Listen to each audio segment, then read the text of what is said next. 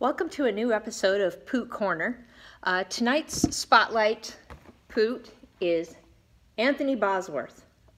I call him the leprechaun. He's an angry leprechaun. He's a real treat. So let's talk about Mr. Bosworth. Mr. Bosworth recently put out a threat against me. This is his threat. That I should be blown away.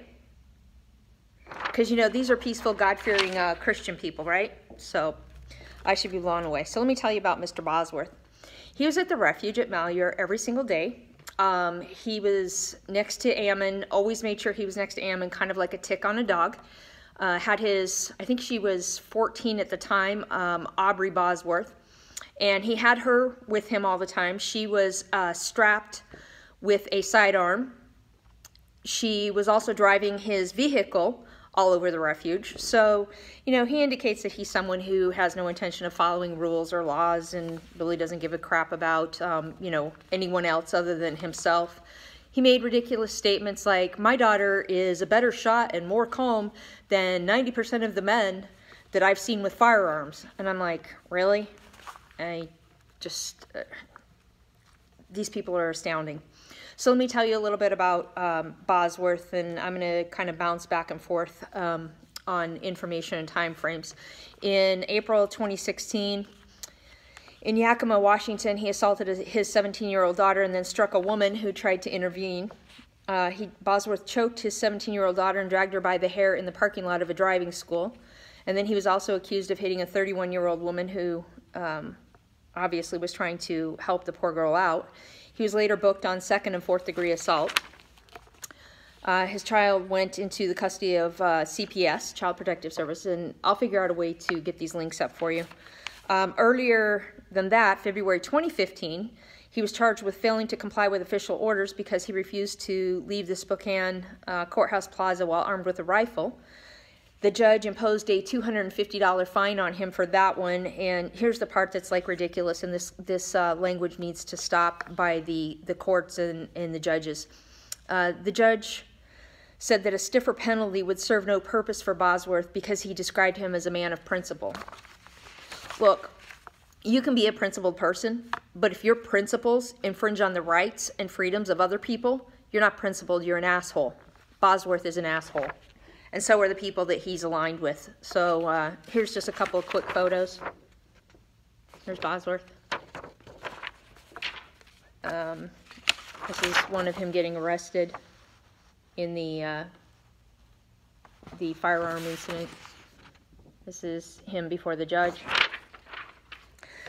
So why is Mr. Bosworth important? I'll tell you why. C.O.W.S, Coalition of Western States. Here's Bosworth. We'll talk about some of these other people later. Here's our buddy, Shady Shay. Okay, so start making notations of these affiliations that these people have. This is kind of a little bit blurry, but this is, Bosworth has LFA, Liberty for Everyone. I know, it's crappy font. He also fancies himself a 3%er. These people are clowns, absolute clowns. He also has a Facebook page called Anthony Bosworth, the Patriot. This is some of his crap. Here's Lavoie's brand, the LFA crap again. And like I said, I'm going to bounce around a little bit, but it's kind of funny because Shady Shay gave Bosworth an award that he was the Patriot of the Year. These people don't meet the definition of patriot by 99.9% of Americans. Most of us consider ourselves patriots because we engage in the republic process, which is to have a representative vote, go in and vote. If we have a problem with something, we get the law changed. We don't go create our own state and then have standoffs and showdowns with law enforcement. A couple more photos of Bosworth. The leprechaun. He's really classy. I mean, what do you think? You want this guy telling you what to do when you live in the state of liberty? Here's his family. So, you know, the whole family's kind of cuckoo.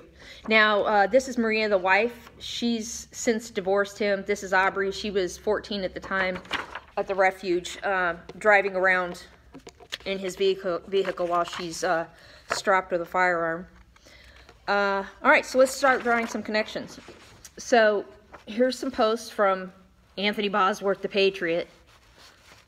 And this is him sharing Coalition of Western States, C.O.W.S. Okay, so you start seeing the affiliation here with the C.O.W.S. Here's what a kind and gentle Christian soul Mr. Bosworth is. Here he is, bagging on Judge Navarro in the Las Vegas, Nevada case. Okay. Here's one of the many endeavors that Mr. Bosworth wants to do. Gate strike, Operation Gate Strike. So what he wants you to do is he wants you to go out and remove all of the BLM gates. So let me tell you something. Ranchers, farmers, they freak out when their cows get out because the cows are going to get hurt, and you know that's their livelihood. That's how they make their money. So he's actually not doing the people that he is professing to help. He's not doing them any favors, because once the cows get out, or any livestock gets out, horses, cows, because these BLM gates are removed, you know, the rancher or the farmer is liable or responsible for any damage that animal does. You know, if they go into someone else's yard, someone hits them, you know, the animal gets injured. I mean, this guy's an idiot. Really? Remove the BLM gates? This is Bosworth sharing Chris Ann Hall's posts. Now remember, all these people were up at Malheur, so you need to start drawing the connections between these people. And there's still those of you out there that are saying, oh, but the Bundys aren't part of that. No, the Bundys are part of it, because the groups have combined. They have the same goals. They want to have their own space. They want the wild, wild west. They don't want to recognize any other laws or rules or any other people's rights. It's all about them, okay? That's selfish. That's not being united. And we are the United States, and we have a way for conflict resolution in this country. And it's not what these people put forth. I mean, they're juvenile, and basically they're schoolyard bullies and thugs, the way that they want to do things. Okay, so we've drawn a connection between Bosworth, C.O.W.S., Matt Shea. They were up at the refuge every single day. They planned the refuge takeover. There was no God-giving visions or dreams to Ammon. C.O.W.S. planned it. And I'm going to go way deeper into that because I do have the proof of it. This is a private message between Bosworth and our favorite, Staff Sergeant Moo. Okay, I know it's a little dark. I'll try and lighten it up and possibly like try and put this in the comments. Okay, so you start seeing the connection. All these people are interconnected. I'm going to add in another character here, Cope Reynolds. Okay, let me show you a picture here of Cope, because I want you to start drawing the connections, seriously. So here's Cope Reynolds. Guess who this is? Runner boy, Gavin Slime. That's right, C.O.W.S. He's also C.O.W.S. Remember a few videos ago, I showed you a membership chart that had all of these C.O.W.S. people on it, which that chart has now been scrubbed off of their website. But I still have it, and so do other people. So it's not just me, and they can't say, oh, you faked it. No, I didn't fake it. It was screen captured, and I'm not the only person that has it. Many people screen captured it. So you've got Anthony Bosworth, you've got Matt Shea, you've got Gavin Syme, you've got C.O.W.S., you've got Ammon Bundy. These people are a secret combination. They are a secret group. They are plotting and planning. And it's going to take me several videos to put together all these connections to be able to show you people what's going on with these fools. All right, so you got Cope Reynolds, you got Gavin Syme here. All right, let me tell you a little bit about Cope and why Cope matters. Okay, Cope Reynolds is an Arizona gun store owner. Back in 2012, this is from the HuffPo. He got a little bit of attention because he put a sign up on his business that basically is this. If you voted for Barack Obama, your business is not welcome here. Okay, so let me tell you, C.O.W.S and Bosworth are like Siamese twins. C.O.W.S showed up at Adrian Sewell's ranch in New Mexico, and he was supposed to be part of this group of 3%er militia defenders, so that when these ranchers wanted to tear up their grazing contracts, these guys were supposed to go and run their ranch while they were, you know, doing this type of stuff, and they were supposed to offer them protection against the government. I mean, just remember the term Meal Team 6, okay? Because that's what most of these militia guys look like, is Meal Team 6. Like, they belly up to the dollar bar at McDonald's. Big Mac's their favorite meal. So this is C.O.W.S again. Now, C.O.W.S has been at the Finicum Ranch, and he's basically been whispering in Jeanette's ear like this whole time for the past 2 years, ever since Malheur happened.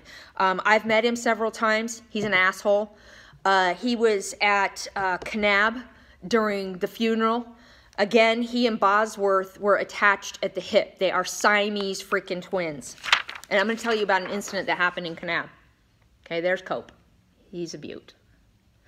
Okay, so while we're in C.O.W.S, me, Adrian Sewell, and 2 other people, which I don't know that I need to name them right now, they tell me that Bosworth, the leprechaun, has taken the guns from the refuge, and specifically he has Lavoie's guns. Okay, so at this point in time, I don't know everything that's going on. I haven't seen, you know, all these secret machinations that are going on behind closed doors and what the ultimate goal of these people is. So we decide that we're going to go over. Adrian had been invited to a meeting by cows over at the Days Inn, and it's dark, it's nighttime, but they have this big giant picture window, and so we can see all these people in there. So we decide we're going to go over and we're going to confront Bosworth about taking guns off the refuge, because he's now been up in C.O.W.S for 2 or 3 days, and he had plenty of time to turn those guns back over, and he never did. So Adrian goes in first, and he and Bosworth are getting into it, and we can see through the glass. One of the other guys that was in the truck with us, he accompanied Adrian, and, you know, we could just see that things are getting heated, things are getting animated, and pretty soon Adrian comes out, and he says, Bosworth is saying that Jeanette told him he could keep Lavoie's guns. And I was like, no way. There's absolutely no way, because even if Jeanette didn't want it, his kids would have. I mean, that's just like common sense, you know. Somebody died, he means something to somebody, and they're going to want to keep his stuff. They're not going to give it to this little leprechaun guy, right?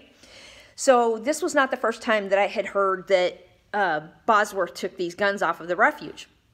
So I get a hold of Jeanette's son-in-law, and he says, no, absolutely not true. We want the guns. So we go back in, 4 of us now, me, another woman, another man, and Adrian Sewell, and we're confronting these people. And here's this big cows meeting that they have going on. And so some of the people that were there, this Pastor Barry Bird and Ann Bird, and I'm going to talk more about them later on. I call them the KKK birds. They're up in Washington, Marble. They run this God and Country, which is basically a decoy for, we're recruiting militia because we're going to create our own state, and I'll go into later how they think they're going to do that, because I did sit in on a couple of meetings, which I don't think they were exactly comfortable. I was there, but they didn't really know what to do about it, quite frankly. So we start getting into it with them, and C.O.W.S is a very big man, where Bosworth is this little midget guy.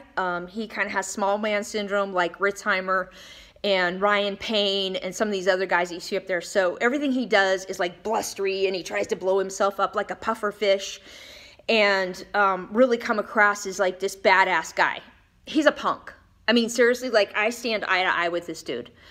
And his daughter Aubrey is there too. Well, it ends up that Adrian and C.O.W.S go out in the foyer, and they're arguing back and forth, and C.O.W.S gets Jeanette on the phone, and he's like, Jeanette, remember I told you that we were going to turn these guns back into you, and, You know, we just haven't had a chance to do it yet, which this is all BS, because what these guys were going to do is they're going to go and they're going to sell these guns, okay? Because these guys are desperately trying to raise funds for what their ultimate goal is. And again, I'll get to that later. So I'm arguing with Bosworth, and I mean, we're like this, we're face to face. His daughter, the one that, you know, Aubrey, that he says is so calm and she's so collected and, you know, she's 90% better than most of the guys that he sees that operate weapons. She's bawling her eyeballs out. Everybody else is kind of like, oh crap, what's going on? And they're just sitting there. They don't even know what the hell to do.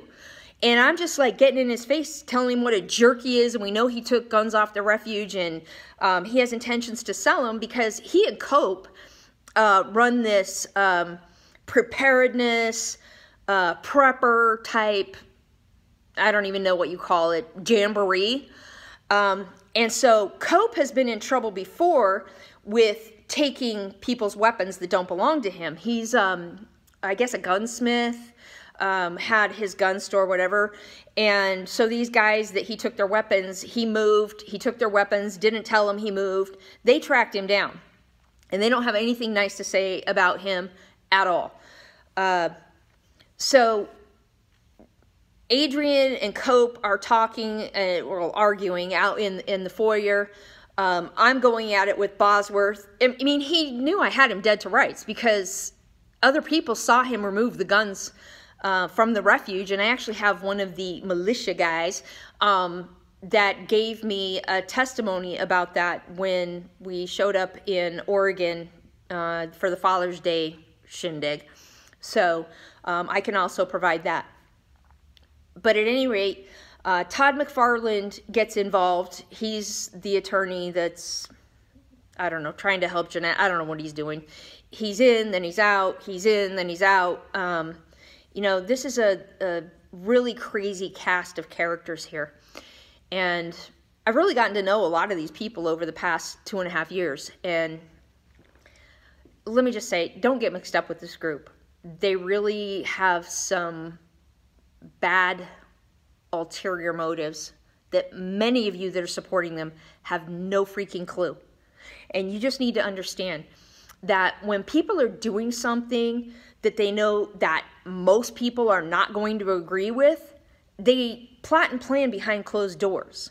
They're not going to hand out, you know, a game plan to everybody that jumps on board and says, hey, you know, I support you guys. Yeah, I like the West, and I like ranchers' rights, and I like this. And, you know, they're not going to hand that out to you because they know what they're doing is A, illegal, and B, they don't want to get shut down because as soon as people find out about it, they're going to say, no, this doesn't represent us, and we are the United States. That means that we have to find common ground and come together. So we end up that there's an agreement that takes place that C.O.W.S and Bosworth are going to take these guns that they have, and I don't remember how many ended up being, maybe between 12 and 20. I'm just guessing. They're going to take them and give them to Jeanette. Well, Jeanette did confirm to me later on, when I was still talking to her, that the guns were handed over to her, but none of them were Lavoie's, and because she didn't know whose they were, she wanted McFarland to get rid of them because she didn't want to be, you know, stuck holding them, which, I mean, that might have been one of the only smart moves that she's made. I do like to be fair. So in fairness, I will say that Jeanette has been used by these people. She was not 100% sure about this whole C.O.W.S organization. It was more Lavoie's thing, and they're the ones that radicalized him and convinced him that he needed to, you know, die because they needed a martyr, which subsequently he did. So I do think that Jeanette has been manipulated. She doesn't like that I come out and say these things, but really, you know, if she would listen, I'm giving her a warning and telling her she needs to get away from these people because they're going to continue to use her. They don't care about her. And I'll just tell you real quick, I had a face-to-face meeting with Matt Shea, and I'll tell you later what the circumstances were that we came face-to-face, but I had a sit-down 45-minute meeting with this idiot. And at the end of this conversation, after he asked me like 9 times to go on Facebook and say, no, C.O.W.S is a good organization, rah, rah, rah.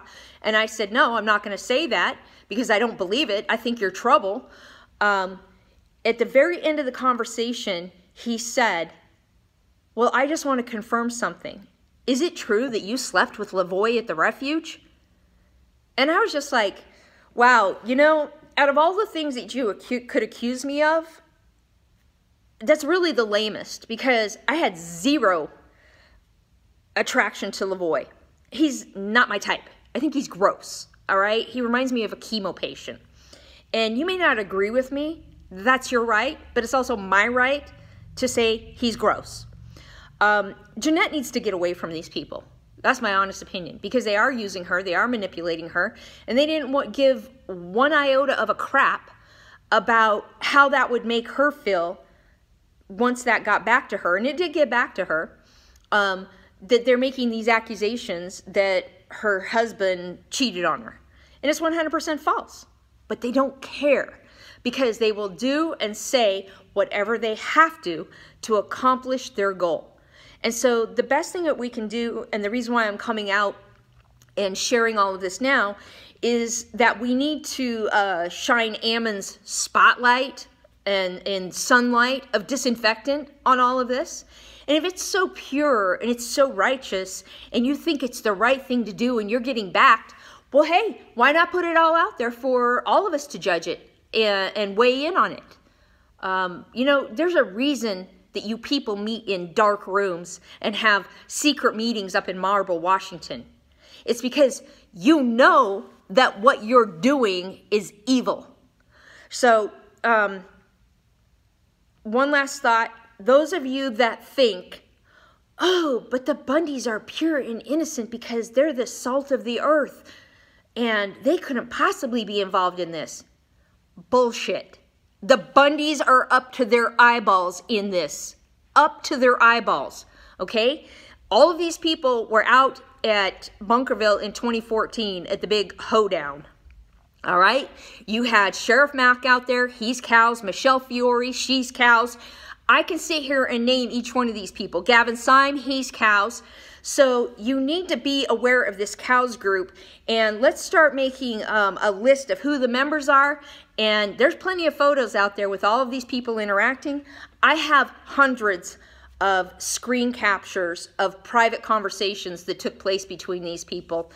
And when people like, you know, disability abuser Maureen Peltier, who we affectionately call Moo, when she's jumping in and she's recruiting for them, you know, it's not good, kids. It's really not.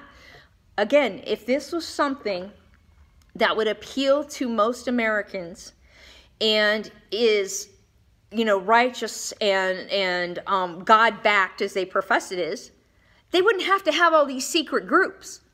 And they wouldn't have to have secret invite-only meetings up in Washington. And this is not about, oh, well, we're just trying to keep our plans away from the libs because they thwart our plans. No, I'm a conservative, and I know a lot of conservatives. I care about states' rights, and I care about land issues, but I will not get behind this seditionist crap. Not for 2 seconds will I get behind it, because these people are the antithesis of what a patriot is, okay? A patriot is someone who does things by the mechanism which the founding fathers set up. Not secret meetings, not secret camps, not secret churches, not secret fundraising sites. And yes, these people are funded, and they're getting funded more by the day. And many of you are contributing to it, and you have no idea what you're contributing to. So that's it for tonight. There will be more.